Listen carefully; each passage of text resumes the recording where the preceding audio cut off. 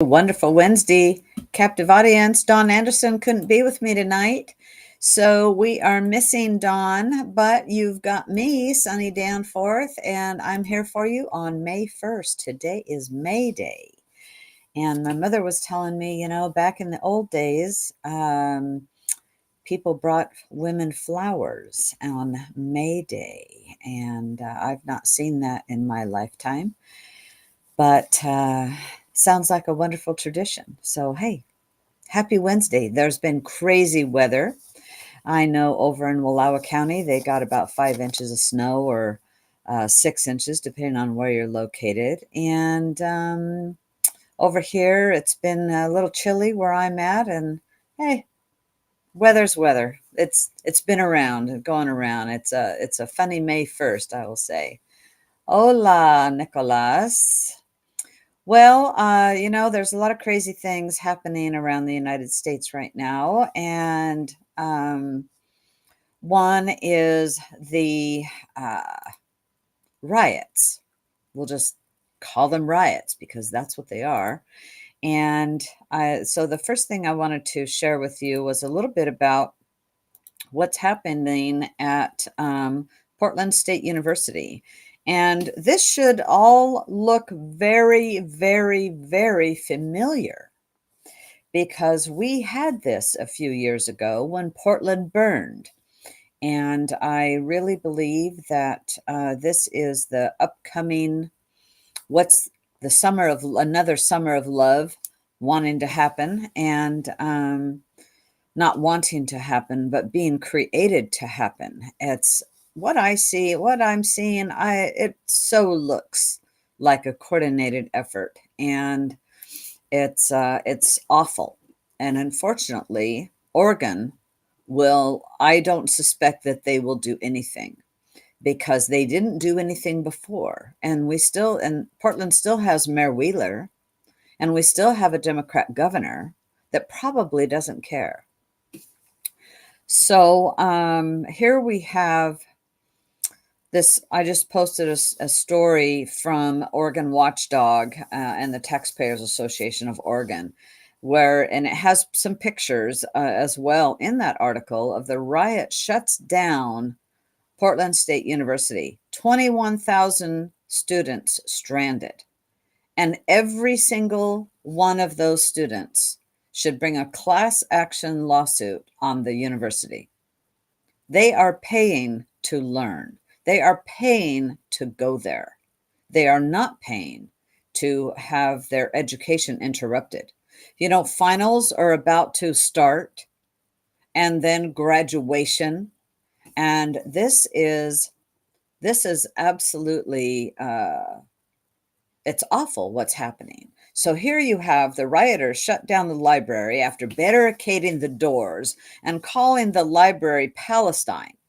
They've now shut down the entire Portland State University campus.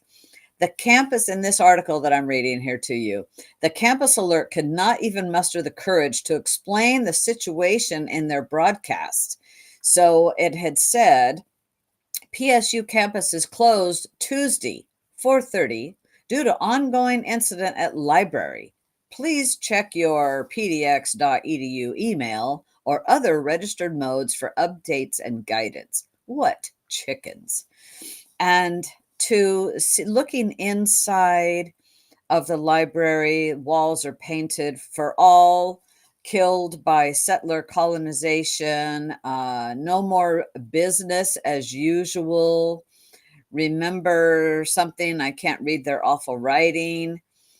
And, people spray painting the buildings, spray painting the windows.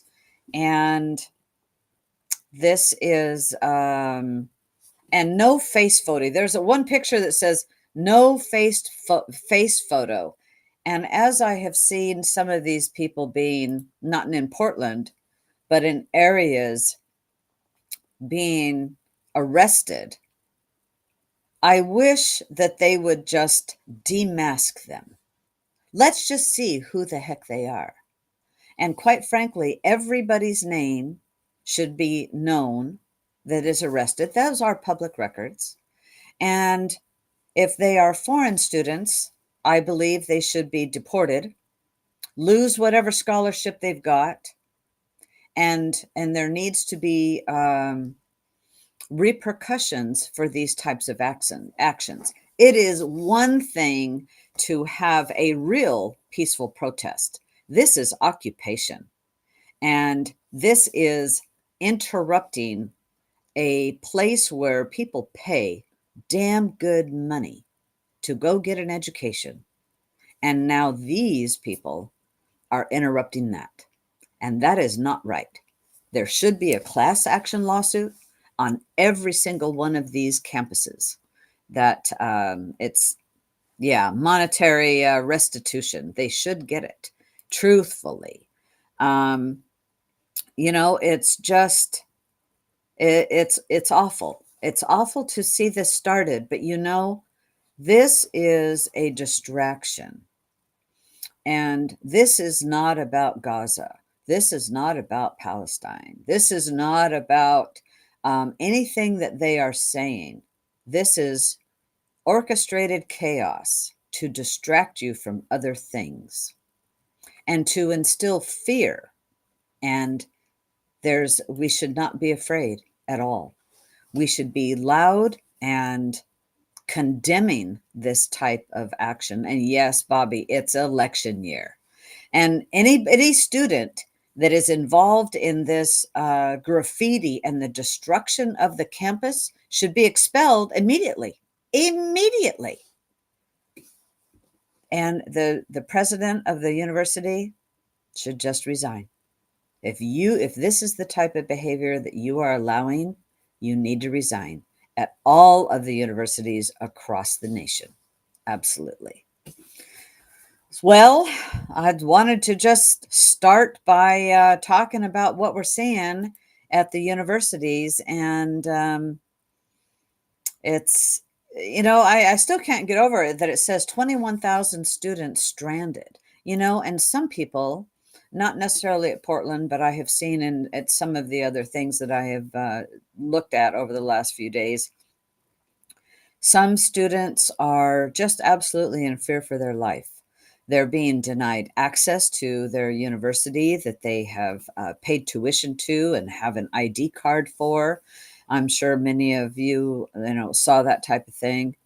And it shouldn't be allowed to happen. It shouldn't be allowed to happen at all.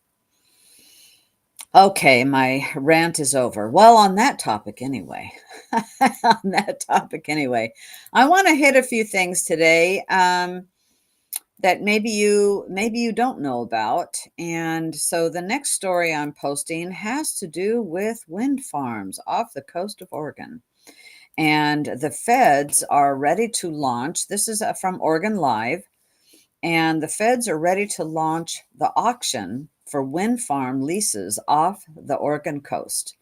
And this is right off the coast of Coos Bay and Bandon, and also off the coast of Brookings. There's a map in this article, and it shows 2 wind energy areas approved. And the feds say they're ready to sell commercial wind energy leases for these 2 areas. And but I'll tell you, the next step is to develop floating wind technology in the state. This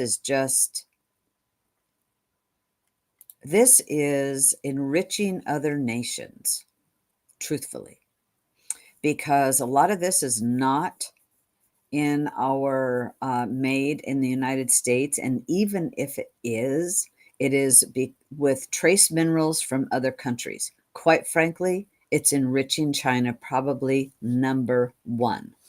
And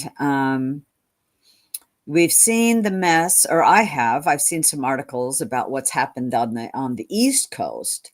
Well, I will tell you, the East Coast does not have the horrific storms all the time and the large seas like the West Coast does.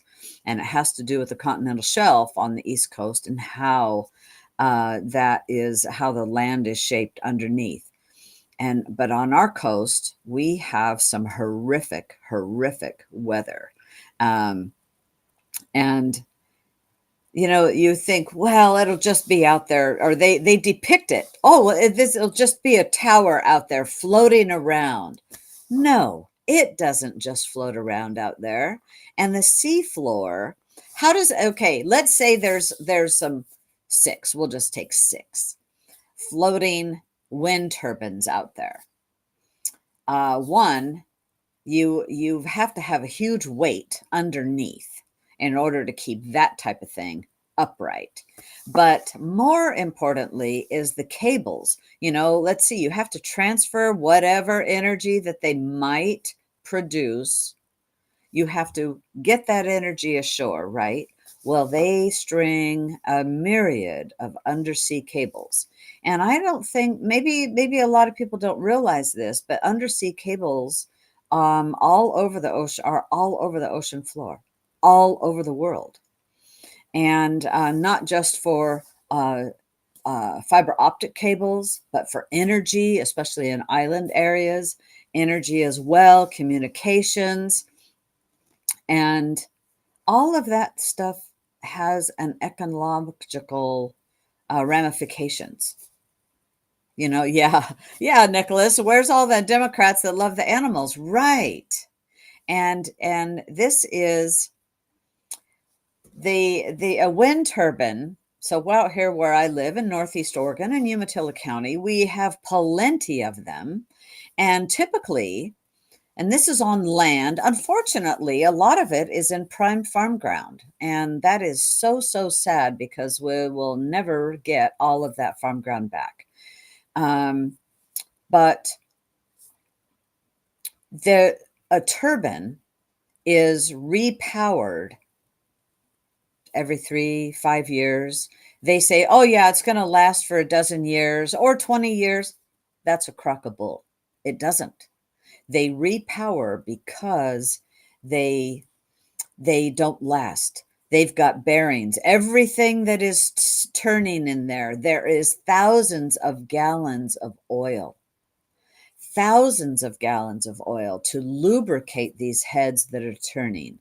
And this is a lose-lose strategy ecologically and monetarily. This is just a farce of what is being proposed. And yeah, Pat, no oil leaks under salt water should be interesting, right?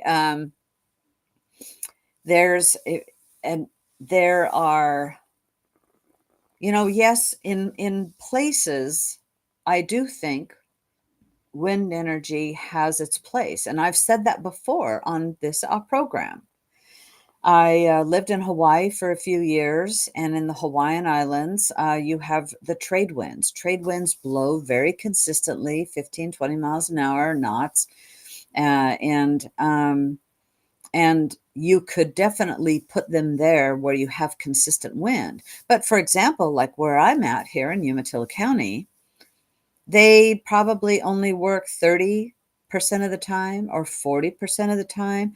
30 probably about putting out capacity of what they do. When we have the inversions come in, there's nothing turning.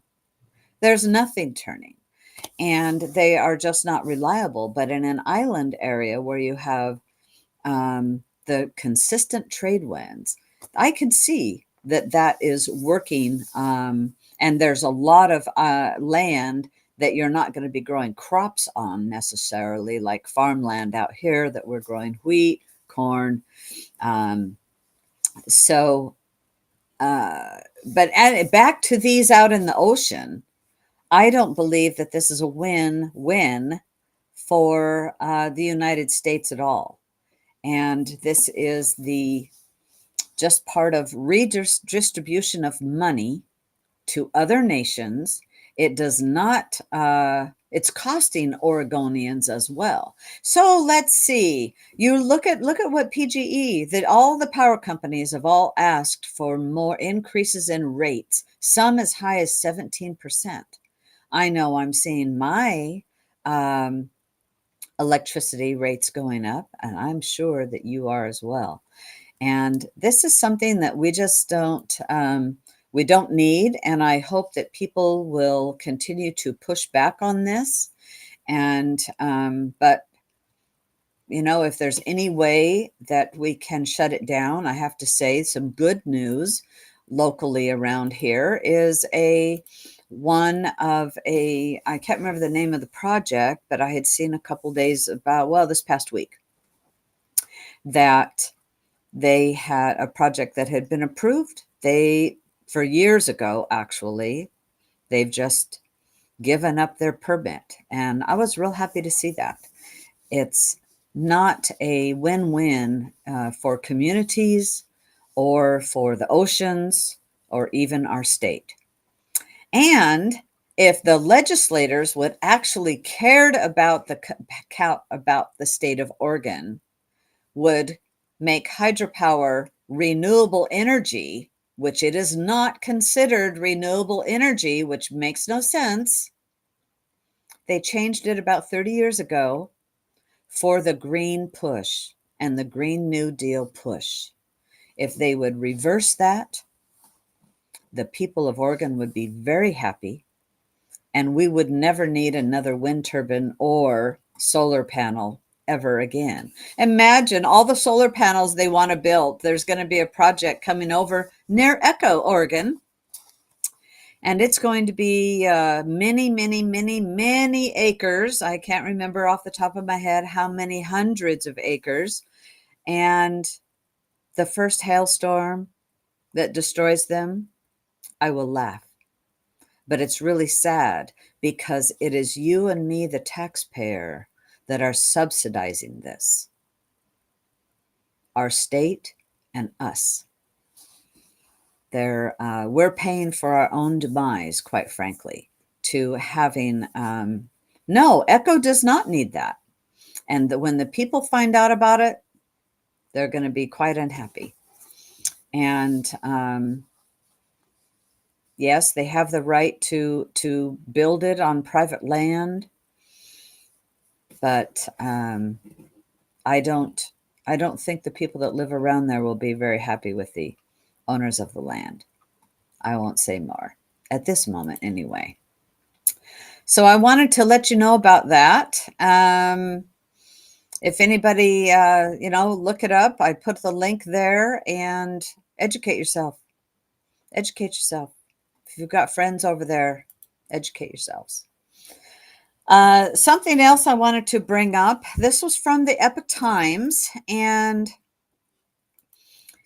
this is, we've talked about the shots here on Captive Audience, and this is a story that there is evidence that the shots have caused deaths.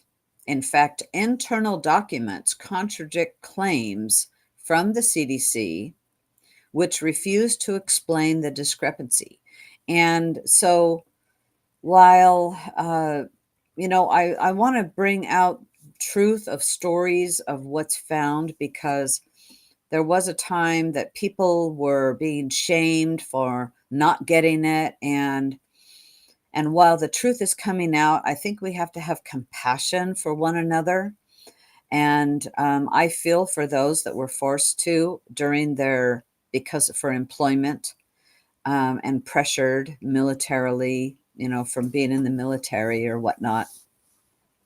So I think that's something that needs to be discussed. And the biggest deal, or all one of them anyway.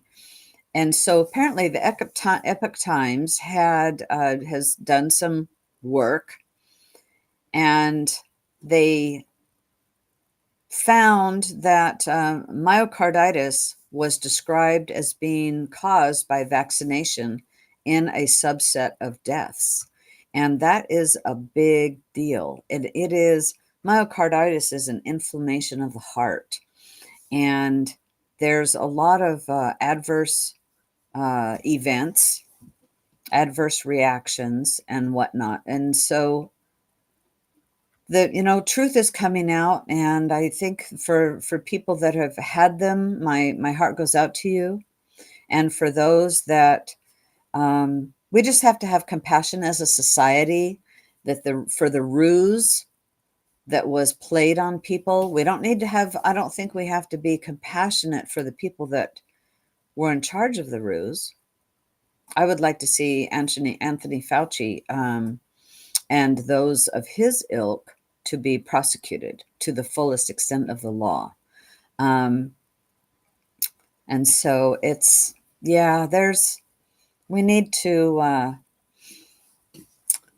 any word on David? He's, no, he's not in the hospital. He's at home. And I would keep him in your prayers. Keep him in your prayers. The family is undergoing a great deal. And so I would just say keep David in your prayers. The Darnell family, very, very much. We miss him. I miss him. So, but thank you for asking. Thank you for asking. You know, actually, so Nicholas, I see your comment. I just keep my mouth shut about it. Hard to show compassion. Well, I don't, because I've got friends. I have friends that have been ill. I have friends that have had it, and they go, "Oh, I wish I knew then what I know now." Well, so I have compassion for them, and I've even talked with some friends that are going, "Well, my doctor said I should get another one." I said, "Well, I'm not your doctor, but you might want to read this." I think we can. I think we can kindly talk with people, you know, kindly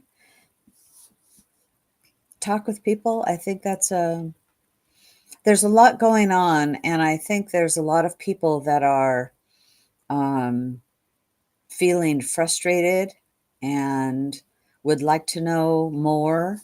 And you can do research and look it up. I know that it's been frustrating that things have been swept under the rug and truth has not come out, but the truth is coming out. And more and more and more scientists and doctors are speaking out about what has come up, and coroners too. So it is to we do have to, and I like what you said there, Lori. That is so true. Love thy neighbor. We have to have empathy for one another. And, but those that cause this need to be held accountable. Which brings me to the next story and this came out of Catholic Vote. We need to be very vocal and bringing awareness to the World Health Organization's plan. There's a lot of pressure right now for the U.S. to sign the World Health Organization's pandemic treaty. And as this bird flu fears are fueled, don't worry about the bird flu. Don't, from what I'm hearing about it, you'll get pink eye, get some red eye. And they're saying, oh, the cows get it. Well, I follow a dairyman that is over in Coos Bay, and I think he's in Coos, yeah. And I follow a dairyman over there, and it's interesting what he has said about dairy cows getting bird flu. And I'm just I'm over the fear factor of that. If it's not Ebola, that's one, and that's something that when COVID was first coming around, I said, well, wait a minute, it's not Ebola. There would be an entirely different reaction if it had been. And that is something to totally be serious about, I believe, because it is so fatal. And not to say there wasn't a lot of lives lost, and I just feel for everybody that did that. But what we should be doing is, because it is this month that the vote is. So member nations of the World Health Organization are preparing to meet this month to vote on whether the UN Health Agency should be granted vast new powers over their national governments during health emergencies. And I say no. I say no. And you might say, well, they can't because of our Constitution. Well, that's not true. necessarily from what I've read because of international treaties. And when our president were to sign something, I am not a legal scholar by any means, but I do read a lot. And this is something that we need to push back on. Absolutely. We need to contact all of our representatives and use social media as a tool to say no. Use it as a tool to say no. We don't want this. And so I'm hoping that he doesn't sign it. But if it's like any other treaty, after Trump is in, maybe he can undo that. I don't know. I don't know.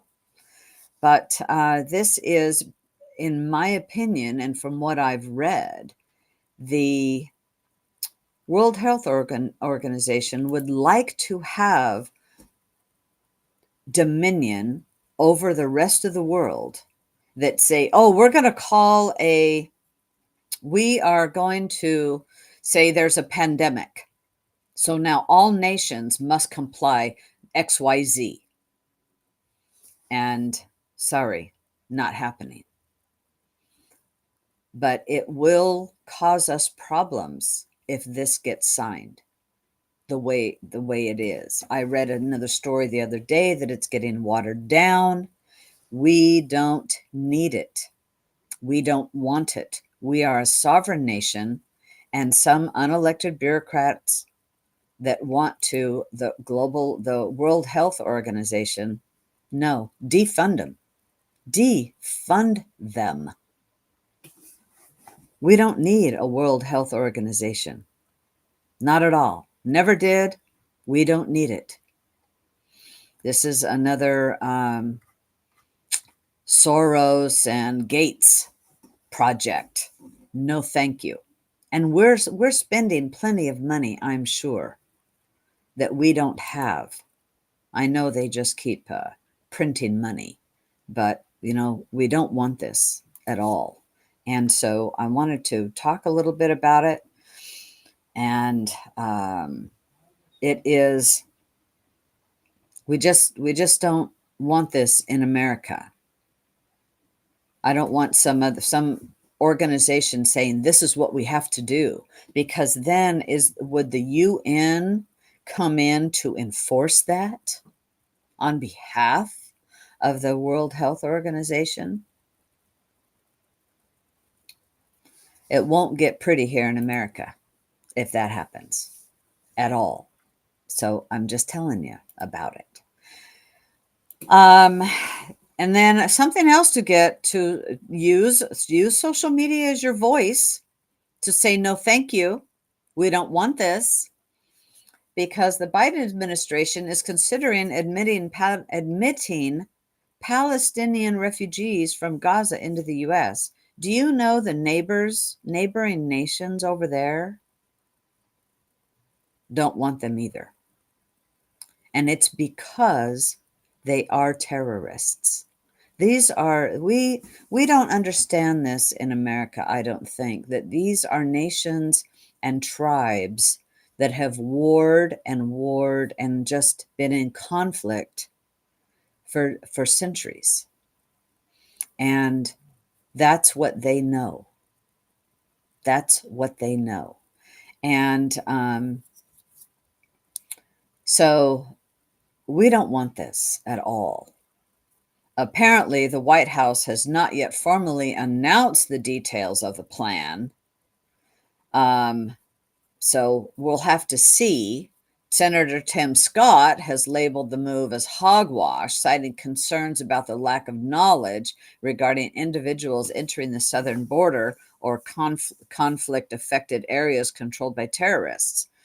We don't need more terrorists in America. They're flowing across the border already. We don't need more. We don't need to import anymore, especially from there. And so, part of this, all the crap going on in the universities right now, is trying to put pressure to do this very same thing. And just no, we don't want it. So I just wanted to talk about that a little bit. Well, there was the Supreme Court heard arguments about immunity. Well, so this article here is by Kevin Downey Jr., who's writing for PJ Media, and he says, "Bam! Clarence Thomas asked about. He asked questions, or he questions Jack Smith's appointment as Trump's prosecutor." And I've heard, little inklings about that and how he was not appointed properly. We do have rules. We are a nation of rules and laws. We are not mob rule, which is what they're trying to do at universities. And so apparently, Clarence Thomas questions Jack Smith's appointment as a Trump prosecutor. And Kevin Downey Jr. says this hasn't got the coverage it deserves, and it may turn out to mean nothing. But on April 25th, Supreme Court Justice Clarence Thomas asked Trump lawyer John Sauer a question people seem to be ignoring.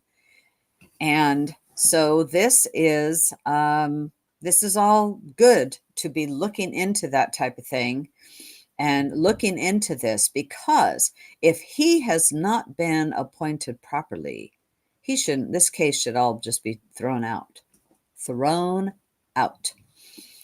So two former attorneys general, Edwin Meese and Michael Mukasey, filed an amicus brief that questions whether or not Jack Smith has the right to prosecute Trump. And so from the brief, he says that neither Smith nor the position of special counsel under which he purportedly acts meets the criteria. And the criteria is that, I kind of started at the end there. Although this case raises a weighty issue of presidential immunity, it also necessarily raises a preliminary question whether Jack Smith has authority to prosecute this case at all. He does not. Those actions can be taken only by persons properly appointed as federal officers to properly create federal offices. And so, but neither Smith nor the position of special counsel meet those criteria. And so I think this could come up and be a good thing. And you know what? We need to be following the law. And as you know, they're not. There's so much lawfare going on of all of conservative lawyers are being attacked. Anybody who has defended Trump, worked for Trump, and everybody's getting investigated. And it's a lawfare to wear them down and also to break them financially. Look at poor Giuliani, another, I don't know, was 18 people indicted. And, he's already, or maybe he hasn't declared bankruptcy, but I think he will. And now indicted again. So I look forward to hearing what Justice Clarence Thomas writes about this. Very, very, very much. So we'll have to see. Also, a very good thing. Jack Smith has other problems to deal with. Representative Elise Stefanik, who is from New York, recently hit him with an ethics violation, accusing him of election interference. And quite frankly, what's happening right now is election interference. All of these cases, in fact, it's coming out that they have got communications that this is very much orchestrated. And if you don't think it is, you've been sleeping under a rock. And this is to try definitely election interference and trying to keep Trump off the campaign trail. So, but I do have a little bit of good news tonight. It's not all doom and gloom. This is to be bringing awareness, bringing truth, bringing awareness to things that maybe you haven't looked at. The judge in the New York City case, well, by golly, he's going to allow Trump to go to Barron's graduation, as he should.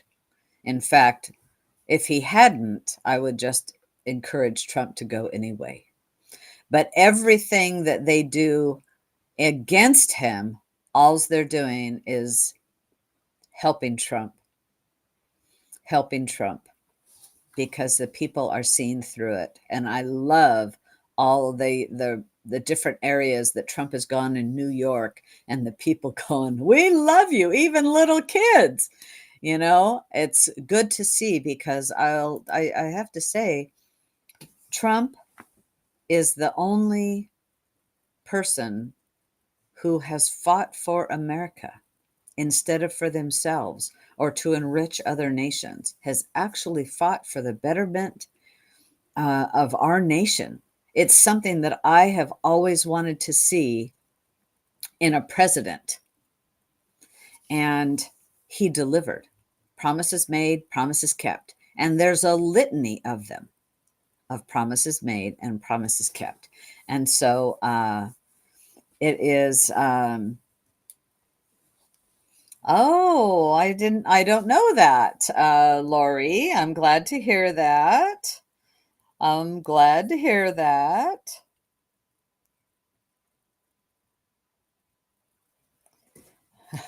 Okay. So, we do have, so Lori just text me. Thank you, Lori. I appreciate that. The headline is Governor Kotek scraps plan to expand the role of first spouse. And Governor Kotek is embroiled in ethics violations, and I think she just wants all that to go away. But maybe it won't go away. We're going to have to see. Thank you very much, Lori. I do appreciate that. And I actually had looked at a couple of stories that I was going to talk about that. And I just went, you know what? I'm going to talk about some other things. And but I do appreciate you bringing that. It's all good. So one more good bit of news that I saw anyway, and that is that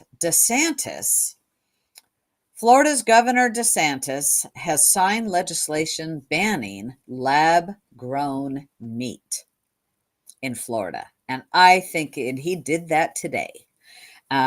He signed legislation outlawing the production and distribution of lab-grown meat in the state of Florida.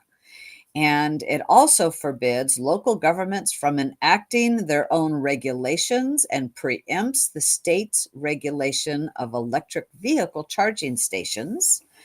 Additionally, it establishes guidelines for the removal, gathering, and retailing of saw palmetto berries. I don't know what that is. Lastly, the state's trespassing charges against suspects on commercial agricultural land are strengthened by the new law, as Agriculture Commissioner Wilton Simpson highlighted today at a press conference. And DeSantis today described how groups like the World Economic Forum are promoting their own ideological stances in the agriculture sector. These will be people who lecture us about things like global warming. They will say that you can't drive an internal combustion engine. They'll say that agriculture's bad. Meanwhile, they're flying to Davos in their private jets. And so this, he says, is really a vision of imposing restrictions on freedoms for everyday people, while these elites are effectively pulling the strings, calling the shots. So, and doing whatever the hell they want to do in their lives, in their own lives, DeSantis added. So he has declared the World Economic Forum policies are dead on arrival, and I think that's great. The Florida Cattlemen's Association's incoming president discussed how the bill will particularly benefit state ranchers and cattlemen. So we need more governors strengthening up their states, and I think that's strengthening up their states' rules and saying no to the WEF, saying no to the WHO, and because we have states' rights in this nation, and they need to be exhibited, and more are. So I didn't know. Oh yeah, saw palmetto. Yeah, for used for preventing prostate cancer. Hmm, okay, I don't know that I knew that. And saw palmetto berries, so there's some protections there. I don't know. Anyway, I wanted to just cover a few good things. And right before coming on, I know Trump had done a rally, actually his second rally of the day. You know, Trump is like the Energizer Bunny, right? He just keeps going. He's not the guy to go sit back. Well, he likes to go golf, and I think that's his meditative time. And it's but he knows there's a lot of work to do, and he's the guy to do it. Absolutely. But we have to have his back. I do 100%.